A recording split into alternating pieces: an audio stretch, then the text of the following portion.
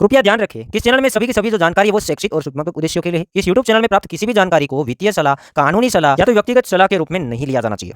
जय हिंद दोस्तों। हमारे इंडिया के आरबीआई के गवर्नर जो रिजर्व बैंक ऑफ इंडिया है उसके गवर्नर श्री शक्तिकांत दास जी ये कहते हैं कि क्रिप्टो करेंसी सट्टा किए होता है। And there's a time when the cryptocurrency was almost like a mania. Now that crypto and Bitcoin prices are coming higher, do you see the level of participation is still low, or level of participation off late after the price hike has also come back again in India? I think the exuberance which was there earlier 2 years ago, that exuberance is not there. There is greater awareness among among the people about the risks and dangers associated with crypto. Some people will make money, but larger number of people are likely to incur loss because it's a speculative product. We have nothing against the technology.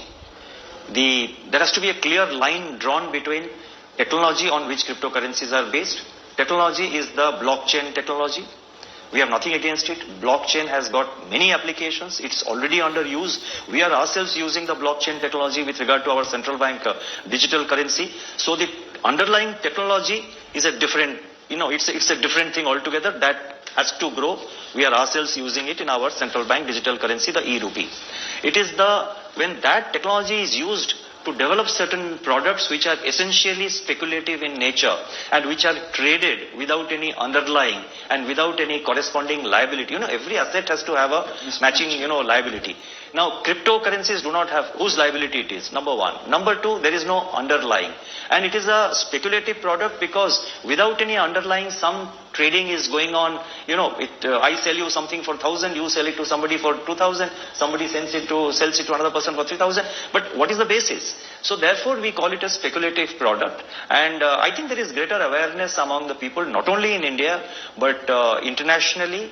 And we have interaction with other central banks also very frequently, and there is greater awareness. Yes, today at the moment, as you said, some of these products are, they're sort of being traded at very high prices, and so there could be some amount of interest which is perhaps more than what it was 1 year ago. But if you compare with where we were 2 years ago, when there was a kind of a exuberance building up, I think today there is a greater amount. तो यहाँ पे आपने video clip देख लिया होगा। यहाँ पर Wednesday का वीडियो है। यहाँ पर आरबीआई के गवर्नर के साथ एक यहाँ पे मीटिंग लिया गया था क्रिप्टो करेंसी के बारे में। तो उसने साफ साफ कहा है कि इसका प्राइस बहुत ज़्यादा ऊपर नीचे होता है और यहाँ पर उसने थोड़ा सट्टा किया कहा गया है कि अगर इसमें हाइप नहीं रहता है, मान लीजिए कि अभी काफ़ी सारे नए नए क्रिप्टो करेंसी आ रहे हैं। बिटकॉइन की हम बात नहीं कर रहे, बिटकॉइन चीज़ ही अलग है। इथेरियम की बात नहीं कर रहे, उसके यूज़ केसेस ज़्यादा है।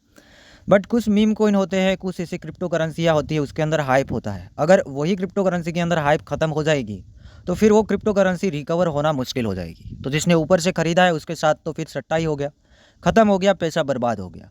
तो यहाँ पर थोड़ा सा आरबीआई गवर्नर का कहना भी ठीक ठाक है कि क्रिप्टो करेंसी है, वो नेम तो नहीं लेंगे, बिटकॉइन इथेरियम या तो कोई ऐसे क्रिप्टो करेंसी का नेम नहीं लेंगे, बट मोस्ट ऑफ जो 90% क्रिप्टो करेंसी है उसके अंदर मैनिपुलेशन होता है। यहाँ पर सेकंड आरबीआई ने ये भी कहा है, आरबीआई के गवर्नर ने, कि हम ऐसा नहीं कह रहे कि ब्लॉकचेन अच्छा नहीं है, हम ब्लॉकचेन के अगेंस्ट नहीं है। ब्लॉकचेन के अच्छे खासे यूज़ केसेस है, उसके ऊपर काफ़ी सारी एप्लीकेशन डिज़ाइन की जाती है, रन की जाती है और अच्छा खासा यूज़ केस भी है ब्लॉकचेन का। बट जो ये चीज़ ट्रेड हो रही है, मतलब हम खरीद रहे बेच रहे ब्लॉकचेन के ऊपर, वो थोड़ा रिस्की है। यहाँ पर उसने ये बताने की कोशिश की है। और यहाँ पर ये भी कहा गया कि 90% लोगों के साथ नुकसान होता है। उसने मैक्सिमम लोगों के साथ कहा है कि नुकसान होता है।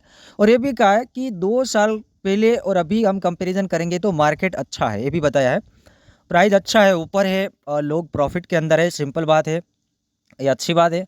बट अभी जो नए लोग आएंगे ऊपर से खरीदेंगे और कल जाके मार्केट अगेन डाउन जाएगा और उसमें से कुछ प्रोजेक्ट कोलैप्स हो जाएंगे और कुछ प्रोजेक्ट डाउन चलने के बाद वापस ऊपर नहीं आएंगे, कुछ ट्विटर अकाउंट गायब हो जाएंगे, कुछ वेबसाइट गायब हो जाएंगे, तो उसमें हाइप ख़त्म हो जाएंगे।